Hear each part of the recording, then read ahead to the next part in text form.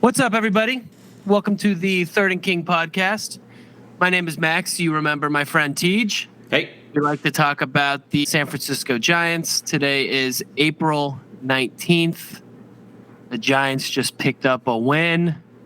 A much-needed win. It's a good day. How are you, Teej? I'm doing good. Doing well. How are you? How's your day?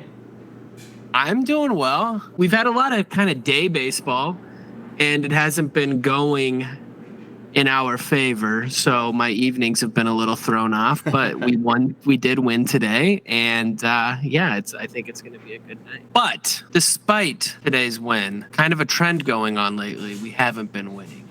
That leads me to this question that I want to ask you. Okay. Are the Giants bad? Ooh. Maybe? Is that a good answer? It's the right answer. Okay. We said that we might have been unreasonably optimistic when the season was just getting started. Yep. And now that really does feel unrealistic. Yeah. It's been a tough few days. It feels like we've been beating ourselves, really. Yeah. So it's definitely been a pretty bad stretch. You know, they lost 5 in a row.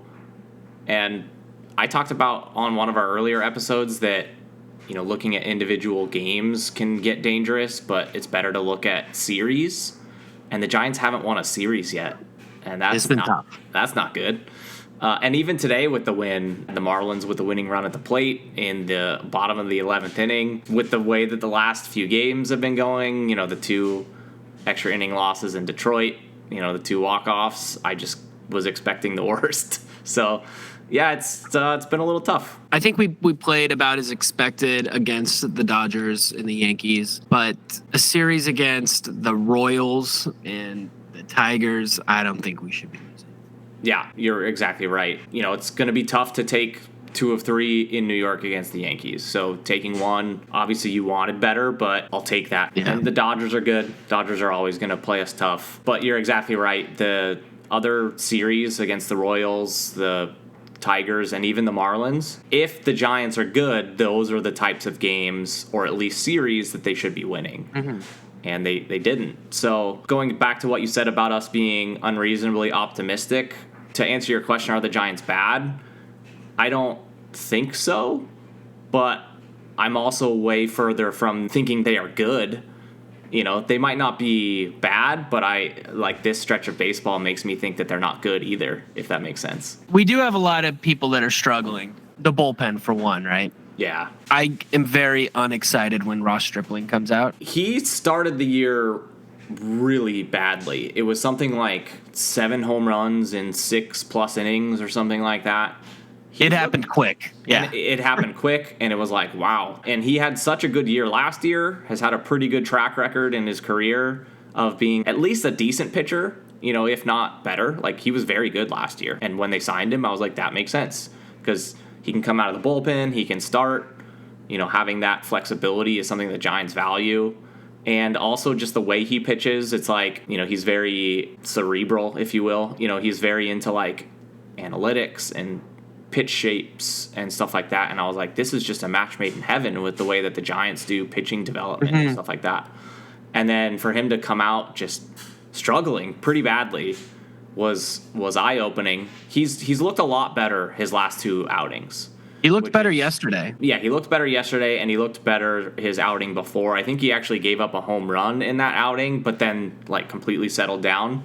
So it happens. I mean, even the game against the Royals that they kind of had in the bag, and then they let slip away because he gave up a 3-run homer to Salvi Perez.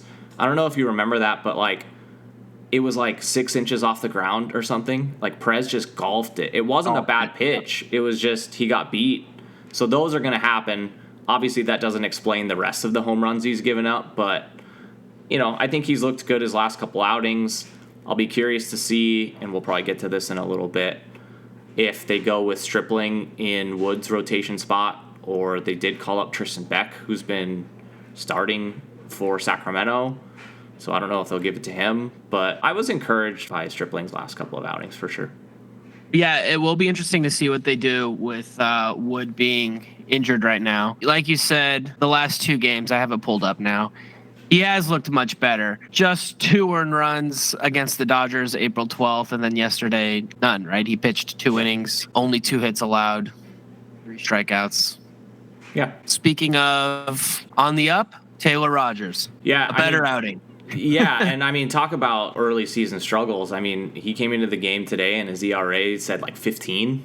Yeah, That's 15.75, which is down from it was 18 something. because he pitched well yesterday, and then he was the one that closed out the game today. Like we said earlier, it was kind of a nail biter, but I don't think that was him because actually Sean Jelly started the inning and kind of got into some trouble.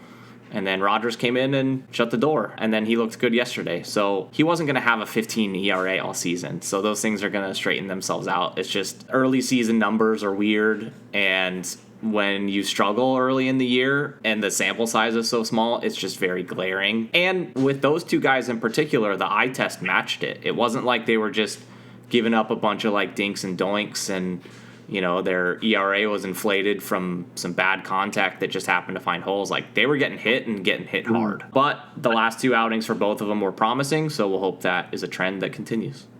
Yeah, it'll take some time for that ERA to come down a bit. I know the type of person I am. That would definitely affect me. I expect these guys they're all pros, right?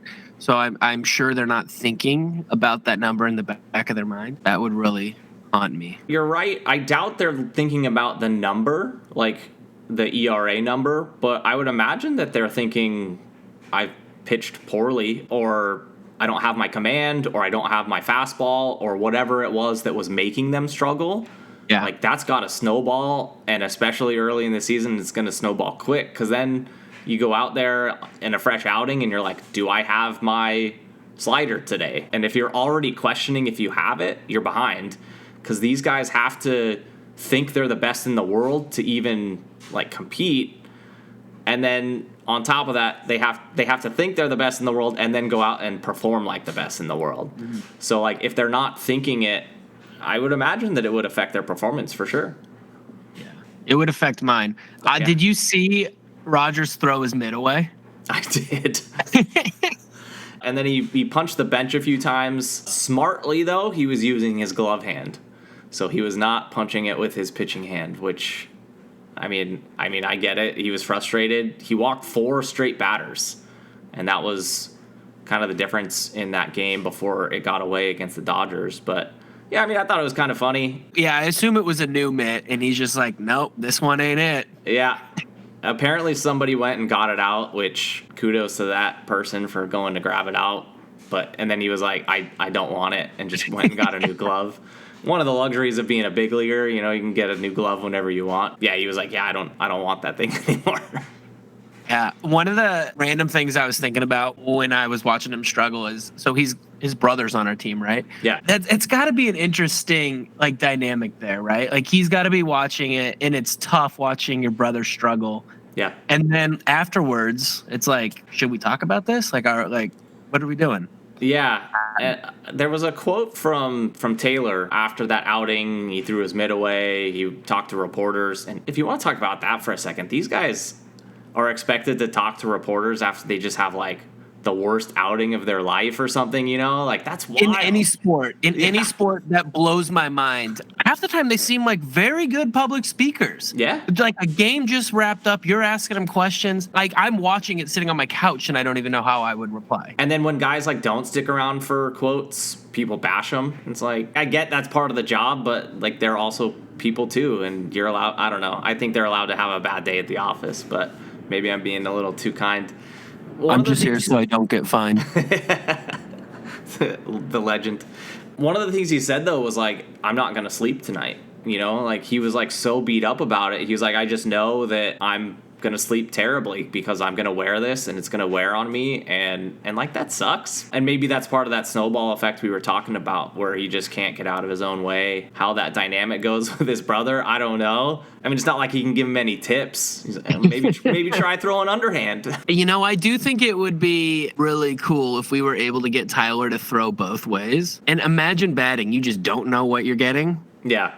That would be crazy. Yeah. Speaking of not being able to sleep, you think VR got some sleep after basically losing that game for us. Man, that was one of the ones in Detroit where it was an extra innings and there was a ground ball to second base. He is playing out of position, so I think we should give him a little bit of slack. But he tries to get the zombie runner at third when there's no force out. That's a bad baseball play. Basically forced Camilo to try and get 4 outs instead of 3. And sure enough, he struck the next 2 guys out. That would have been 3 outs in the inning, but then he gave up the home run after that. Those are the types of things that you obviously don't want to give outs away. There's 27 of them. Why give the team extra? It does seem like the Giants, whenever they do like make an error of any, even if it's like a mental error, because I don't know if that went down as an error or a fielder's choice, however it was officially scored. But like whenever they give the other team an extra out, the other team just pounces. And on the other side, I don't see the Giants doing the same thing. It's probably just early season sample size, but he probably felt bad. And then he's been really struggling at the plate too, which is he looks lost out there. Yeah, he does. And with J.D. Davis playing so well, it wouldn't shock me if VR is starting to lose some playing time, or maybe they send him to AAA for a little bit just to get his head right. We've talked about this with other players where sometimes the back and forth can be hard on them, which again would be understandable. If they can have a conversation with him where they're like, hey, you're lost at the plate, let's get you right at AAA, and when you're hitting, you'll be right back up. If they can have that conversation, that might be good for him. It might be a hard conversation to have, I don't know, but he's struggling. You hate to see it and hope he can figure it out, but I don't know. It's hard to watch right now. Yeah, I think you're right. I was going to ask you what you think our plan is with him. This is similar to kind of how Joey Bart was last season, right? So VR's got 10 hits on the season. 3 of them are home runs, and he's got 2 doubles. 21 strikeouts. Like, it's bomb or bust for him right now, I feel. That's a little bit of his game. He's not going to be a high batting average guy. He's going to have a pretty high strikeout rate. League average is somewhere around 25%, and he's probably going to be north of 30. He's going to strike out more than average, but he's striking out too much right now. The contact he's making is not solid contact. It's definitely boom or bust, and I think they need a little bit more from him. Yeah, definitely. So let's talk about J.D. Davis. Dude is having an incredible April. He's loving it right now. He is loving life. He's loving baseball. Not that I've ever played at any sort of professional level or anything close to it, but there are times when like things are going well and you're like, I love this game, and then you get in droughts where you're like, I hate this game. Or like Alex Boehm last year when he made a few errors and said, I hate this place. Baseball has a way of humbling you, but man, J.D. Davis looks really good. And the surprising part is that he looks good at third base too, because that was always the knock on him, was that like, yeah, he can hit. He's got tons of power. He's got huge exit velocity numbers, but where are we going to put him in the field? But he's looked great at third base. Like his arm looks strong. Yeah, he's got a strong arm, but like, I mean, everything about it. He's made some really good plays.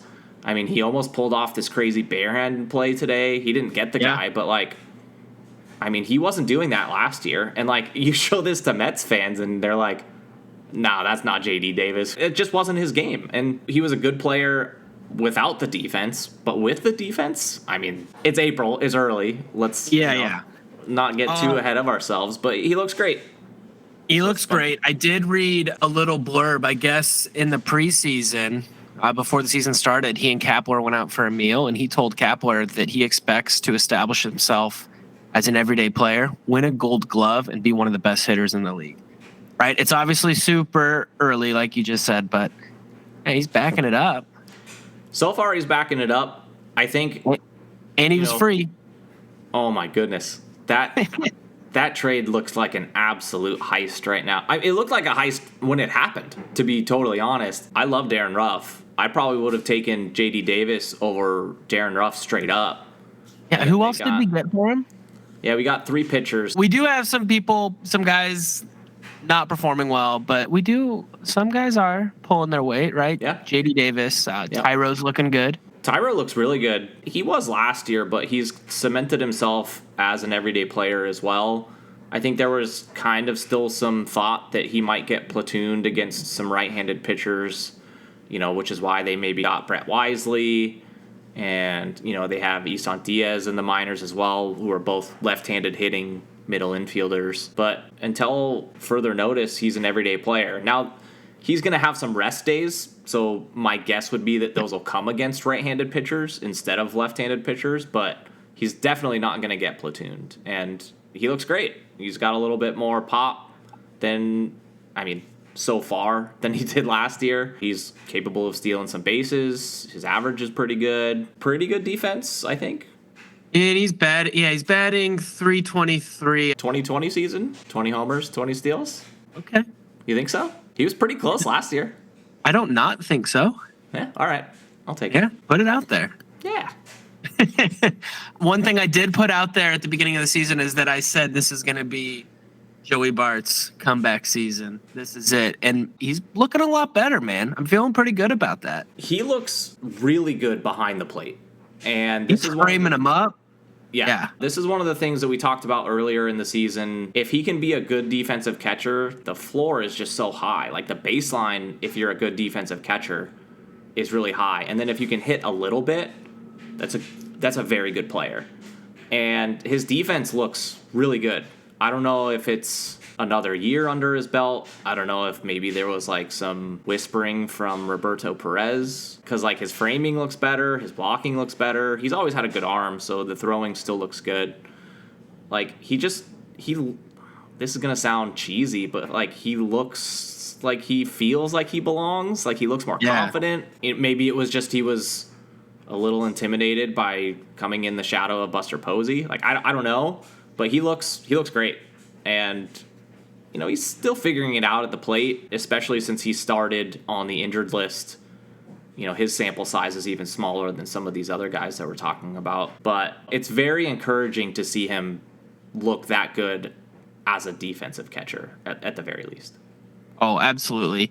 Yeah, it's a bit of a sigh of relief. It seems like we're going to see him more than we may have thought, especially after seeing him miss that opening day lineup. Yeah. He's played 8 games this season so far, and yeah, he's looking good.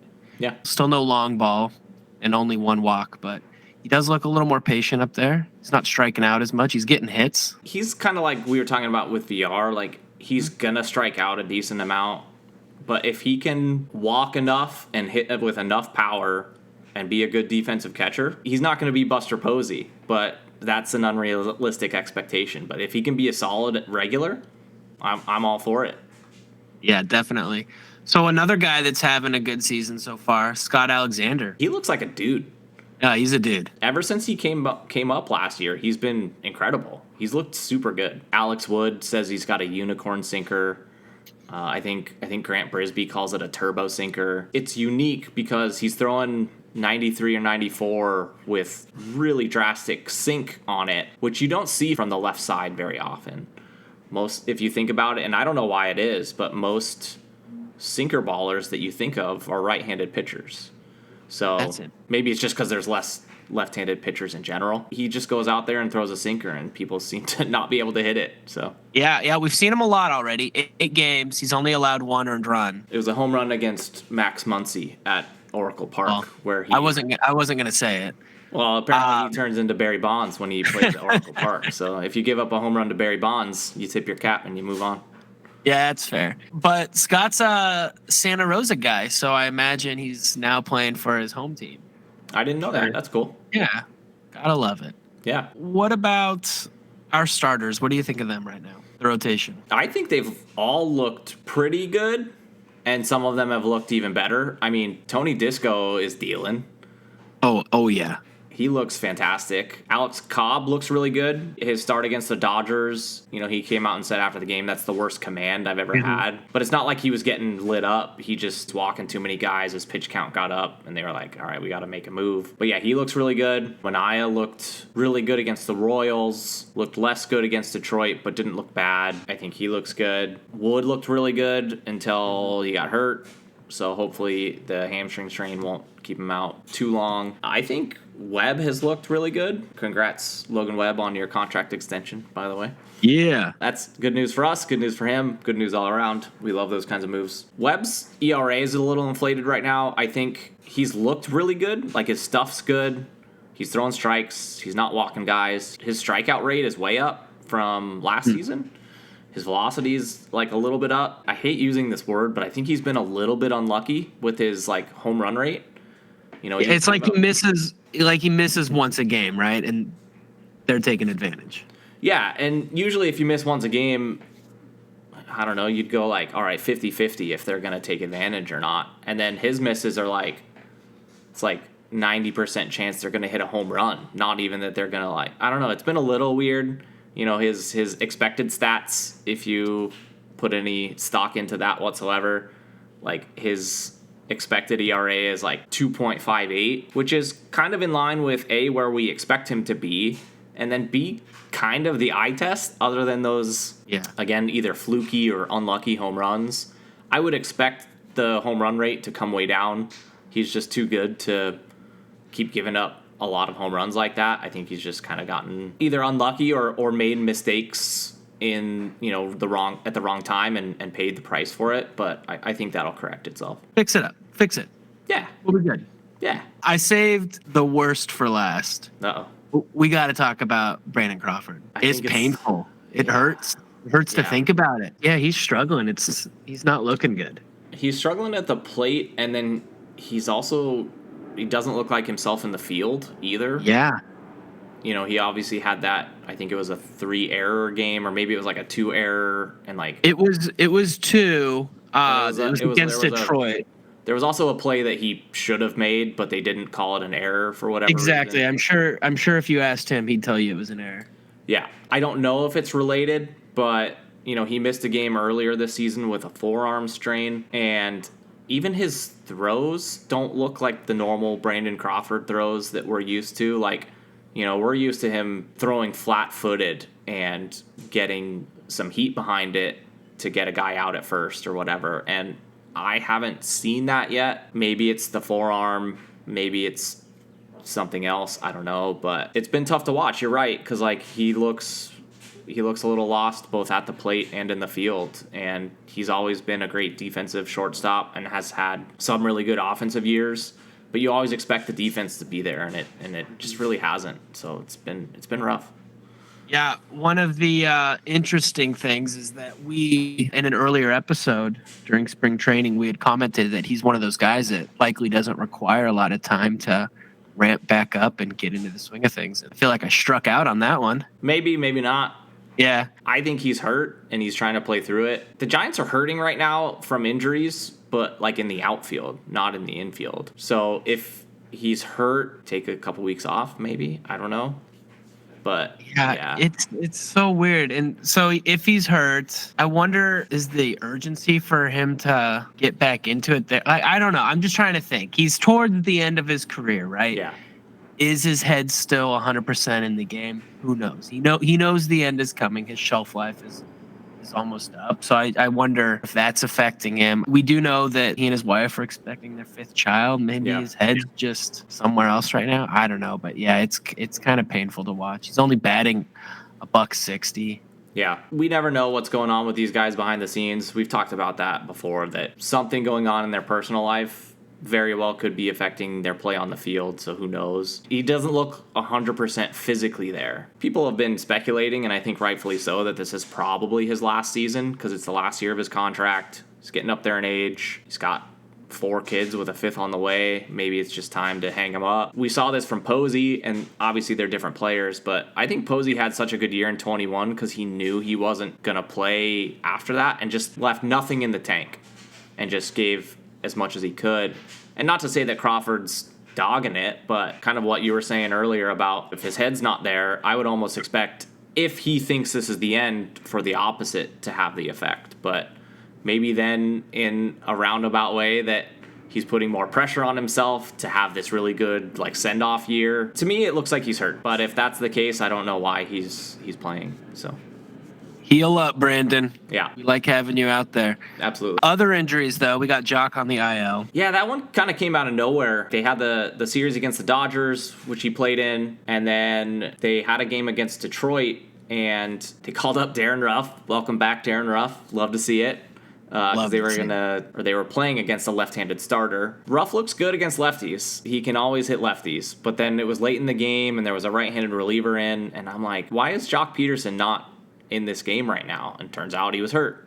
Yep. And it was like wrist inflammation, and those are the types of things that like you can sleep on it wrong, and or take a weird swing in BP or something like that. But kind of came out of nowhere, and then they were playing a man short because of it in Detroit because he couldn't even swing, and they were already playing a man short because Michael Conforto has been dealing with calf tightness or whatever you want to call it, where he can at least swing. But then, they'll pinch hit for him, and if he gets on base, they immediately have to pinch run for him. They were kind of in a bad spot with having Jock active and not on the injured list for a game, but that tells me that it happened so close to when the game started that they didn't even have time to bring somebody up from one of their minor league affiliates. Right. Well, I did read he received a cortisone shot. The inflammation appears to be gone and eligible to return on Saturday, so I'm sure we'll see him this weekend. Hopefully. Probably. Yeah. Alex Wood's hurt. We talked about that a bit. He left the game in the third with a strained hamstring. They've got him on the 15-day, but I would keep my eye on this because I've seen this injury slide out further than that. I think, look at Slater. We don't know the extent of the hamstring injury, even if it's a low-level one. Like, we think of pitchers and their arms all the time, but, they use their legs a lot. And so it's his left hamstring, right? And so that's the leg he pushes off of. Yeah.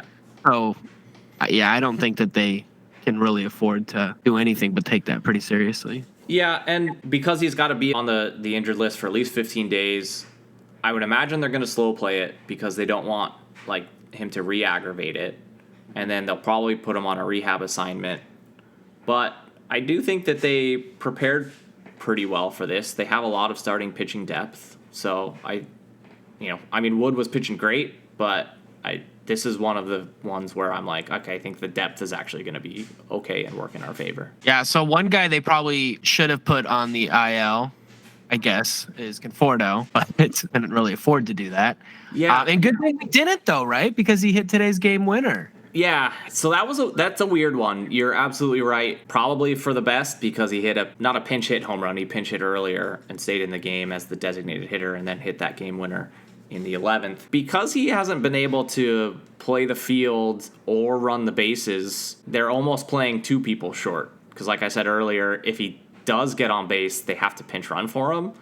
And we're 9 days into this, so it's almost curious why they didn't IL him. Again, he hit the home run today, so we're happy about that. It was just a weird approach. The only thing I can think of is that they didn't have anyone that they were thrilled about coming up and taking his place. With so many people already on the injured list, maybe they were just we're better off having Conforto at bats than Isan Diaz at bats or something. I don't know. Maybe that's where their thought was, and today that they might have proved us right. It's weird that he never went to the injured list, and it's been almost 10 days at this point. I think that you're right. The only explanation is that we just have a limited bench. Yeah. But we will be getting two guys back soon. Both Slater and Haniger have started their assignments. Yeah. Yeah, so that's a good sign. Both hitting bombs in AAA. Good sign, because the Giants have especially struggled against left-handed pitching. I mean, we saw the Marlins basically dare them to hit their left-handed relievers all series, and they couldn't. So getting both of those guys back, Slater's quietly one of the best hitters against left-handed pitching, in the league, which is kind of weird. And then Haniger's just a really good hitter in general, and he hits from the right side. So that'll help protect Lamonte Jr. from having to hit against left-handed pitching, or, maybe Yaz, even though he hit a homer against a lefty today. But it'll help them mix and match a little bit more. I think we need to, there's always this thought. It's when we're fully healthy, we'll get clicking on all cylinders. And baseball's cruel. As soon as somebody, as soon as those two come back, somebody else will get hurt. It's just hopefully we'll have a stretch where we've got everybody, but I don't think we can ever count on that, I guess is my point. I don't know if you remember, but in 2012, they made a trade for both Marco Scutaro and Hunter Pence, but Pablo was hurt when they made those trades, and then Pablo came back, and they had one game with their full lineup, and then Melky Cabrera gets popped for steroids. It's just there's always something that's going to happen where you can't ever say, oh, well, when we're at full strength. You're just never going to be at full strength. So why does that only happen to us? No, it happens to Okay. everybody. No. Does it? Yeah, it does. But that all being said, getting Haniger and Slater back is like a net positive. Shaking up the roster a little bit. Darren Ruff is back. That's fantastic. Sammy Long was DFA'd. He was DFA'd for some outfield depth. They basically acquired him from the A's for cash considerations. They acquired Al Stevenson. Cal Stevenson. He's a left-handed hitting outfielder. I personally think this was a little bit more about Sammy Long than it was about getting a little bit more depth because, I mean, Long was a really cool story, but he's struggled really badly in AAA this year and had some struggles last year. Showed some flashes last year too. I think though that just because of the way he was struggling that they saw an opportunity to get some outfield depth and DFA'd Long in the process. So Yeah, ever since he came out and said he wants to be called Sam Long and not Sammy. Sammy's a cool name. I don't know. Sammy Long, that's a baseball name. That's a good name. It's got a good ring to it. It really does. Ramos is obviously back up, right? He's been playing. Beatty's back down. Yeah, I think those guys, along with like Brett Wisely, are just gonna like kind of carousel depending on if they've got a string of right-handed pitchers or left-handed pitchers that they're gonna face, and if they need outfield help or infield help. Kind of is what it boils down to. So what else we got going on down in the minor leagues? Patrick Bailey is looking pretty good. Patrick Bailey is looking very good. So Yeah. He had a 5-for-5 plus a walk game yesterday, including a home run in his first at bat. His average is up over 400. He's also a very good defensive catcher. He won the Gold Glove for the minor leagues as a catcher last year. His reputation is that he's a very good defensive catcher, and he's starting to hit. That's a good sign. He's a switch hitting catcher, which, Yeah. if he can actually hit from both sides, the Giants will absolutely love that. Does it feel to you like there's more switch hitters now than there have been in the last few years? Is this a trend? So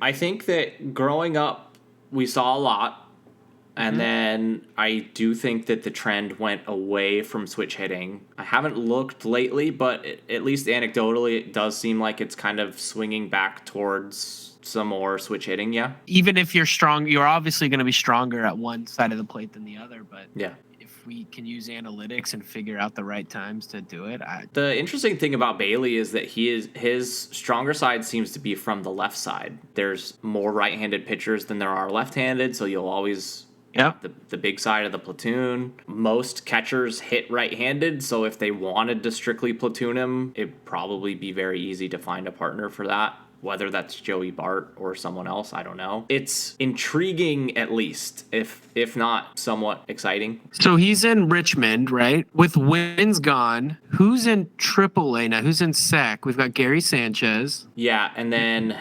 Genovis? Am I going to pronounce that correctly? Probably not. Probably not. But that is right. I'm just trying to think. Gary Sanchez he's not gonna stay in AAA. No, Right, so he's got something in his contract, and I want to say it's May 1st, where he can opt out if he's not in the big leagues. So It's soon, it's coming up. It wouldn't surprise me if they give him a look soon. He hasn't been hitting in AAA, so they'll either give him a look or cut ties. And I think once they do that, they might just promote Patrick Bailey to AAA. Like That's what I was. That's what I was too. the Giants tend to slow play their promotions a little bit, but I think this one makes sense. Like, he kind of looks like small sample size, of course, you'll hear that a lot, but he looks like he's ready to make the jump from AA to AAA. Yeah, that'll be exciting. Yeah. All right, so another guy who's had a pretty strong start in low A is Carson Weissenhunt. Yeah.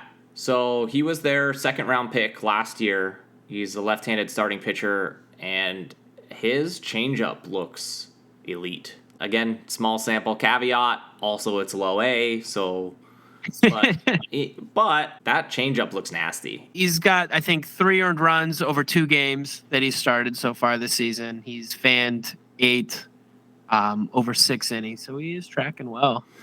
Yeah, and he was an interesting one because he didn't play his junior year was his last year at college, and didn't play because of a some sort of PED suspension, but those are so weird that the Giants were like, yeah, we'll take him in the second round. Like, he probably fell from a first round pick to a second round pick because of that. Logan Webb got popped for a PED suspension when he was in the minors, and he's been trying to fight it forever. Not that it really affects him in any way, but he just wants, he wants his record clean. But, like, let's just say for a moment, for argument's sake, that he was on something, whether knowingly or not.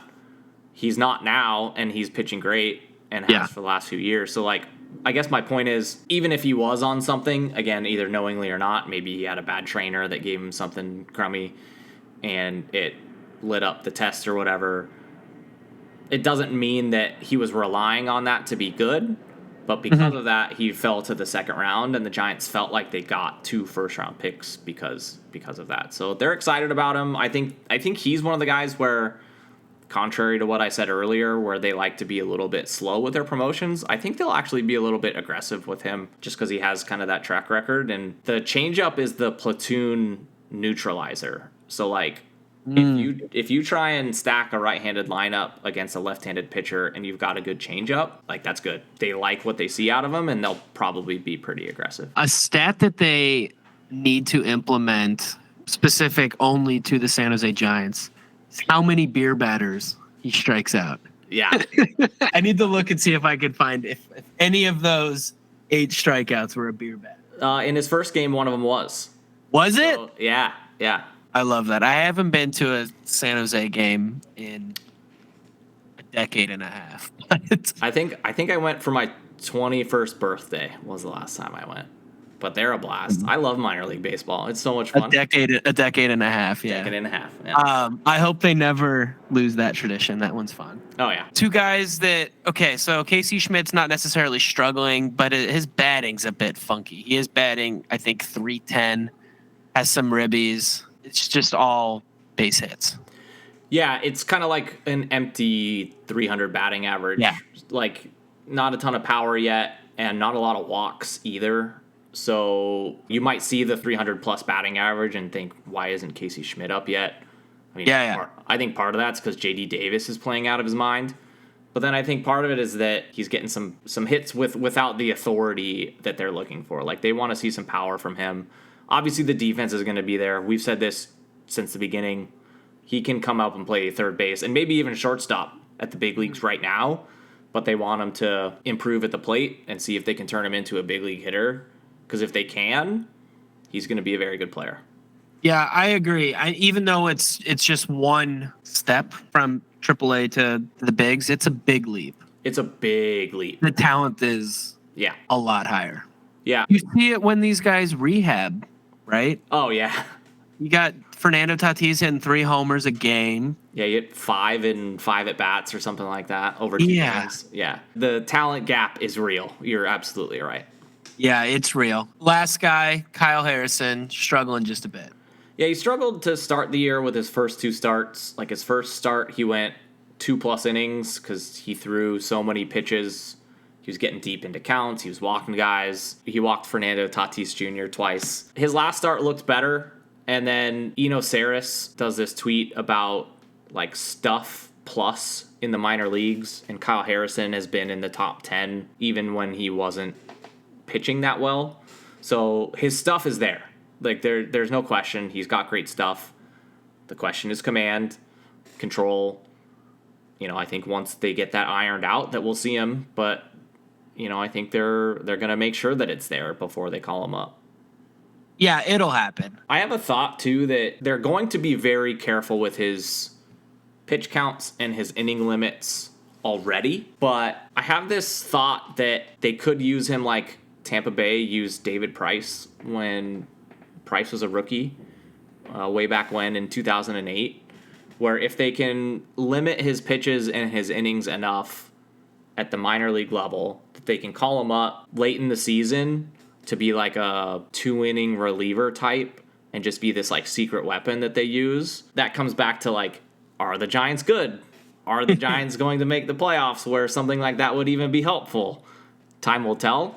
But I think if they're in a race and they've been able to control his usage a bit, that might be when we see him, is kind of later in the year just out of the bullpen a little bit, getting some like 2 inning relief appearances here and there. Towards the end of the season, we always see these guys get called up, and you see some random reliever in there that you don't necessarily know too well. I think he'll end up being one of those guys. We'll see.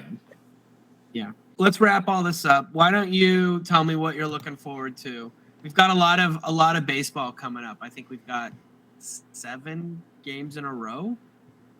Did I get that right? We've got 8. 8. Yeah, so it's 2 4-game sets. 4-game sets, okay. Yeah, against the Mets and the Cardinals, who are better teams than the Royals, the Tigers, and the Marlins. Yeah. So this is going to be a big test. At least as of now, the Giants won't see Max Scherzer. So my guess is he'll be able to appeal that. But for those that don't know, 10-game suspension. He was ejected today for having some sticky stuff on his hand. So automatic 10-game suspension. Yeah, MLB is trying to crack down on sticky stuff. So if you get ejected for sticky stuff, it's just automatic 10-game suspension. I think he's going to appeal it. I'm sure he will. My guess is they'll bring it down, but maybe they'll bring it down to 5 and they still miss him. Yeah, we don't need to get into this, but the umpire felt something and he saw something, and they have to respect that. Yeah. So yeah, they might bring it down. They might not. Yeah. Right? If an umpire says, no, that's sticky stuff, that is a violation of the rules. So who knows? Yeah. One of the other interesting storylines is the Giants have Michael Conforto and J.D. Davis, who most recently played for the Mets before. And Darren Ruff. I was going to get to him. I have this in my notes. And Wilmer played there. We got a lot of Wilmer. No, good call. Mets alumni. Yeah. Both the J.D. Davis one and the Darren Ruff one, which is kind of why I wanted to weigh on Darren Ruff, but it's okay. If they do anything against the Mets fan base is going to be so mad. Absolutely. Because they did not like J.D. Davis. And again, I think he's playing really well right now, but I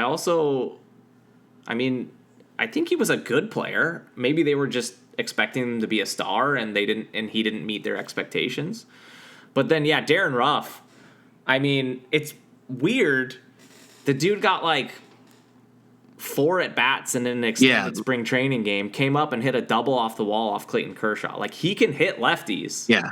So if there's a lefty that the Mets are starting, Ruff's going to play, and he can still hit lefties. And if he does anything, Mets fans are just going to lose their mind, and I will laugh wholeheartedly. So is Manaea pitching tomorrow for us?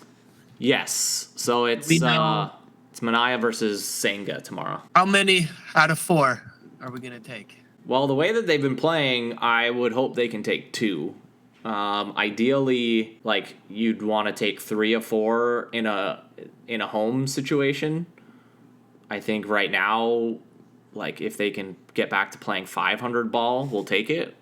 Absolutely. And if they lose 3 of 4, they're just gonna keep digging themselves a hole. So, yeah. Yeah, and then so no day off, and then going right into a long Cardinals series. Yeah, another 4-game set with the Cardinals. Cardinals are a good team. Yeah.